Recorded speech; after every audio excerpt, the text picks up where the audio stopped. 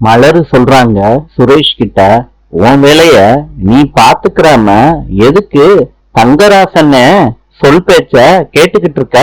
தங்கராசு இத கேட்டுட்டு கை தட்டி எல்லாரும் முன்னாடியும் சொல்றாரு, என்னைய பத்தி தப்பு தப்பா பேசிக்கிட்டு இருப்பா, எல்லாரும் கை கட்டி வேடிக்கை பார்த்துக்கிட்டு இருக்கீங்க, என்கிட்ட மன்னிப்பு கேளு.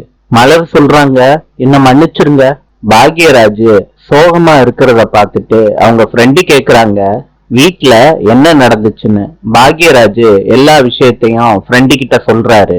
ஃப்ரெண்டு சொல்றாரு, உன் பொண்டாட்டி மன்னிப்பு கேட்டத நீ பாத்துக்கிட்டே இருந்த, அதானே? உனக்கு வெக்கமாவே இல்லையாடா? பாக்யராஜ், உங்க ஒய்ஃபு உண்மையிலேயே ரொம்ப நல்லவங்கடா, அதனாலதான் எல்லாத்தையும் தாங்கிக்கிட்டு அந்த வீட்லயே இருக்காங்க. உண்மையிலேயே உன் பொண்டாட்டிய கோயில் கட்டி நீ கும்பிடணும்டா. பாக்யராஜ் வீட்டுக்கு போறாரு. மலரு பாக்யராஜ பார்த்த உடனே விலகி போறாங்க. பாக்யராஜ் கேக்குறாரு, மலரு என்கிட்ட நீ பேச மாட்டியா? மலரு, ப்ளீஸ்ரீ ப்ளீஸ்ரீ பேசுறீ. மலரு, நான் சொல்றதை கேளு மலரு.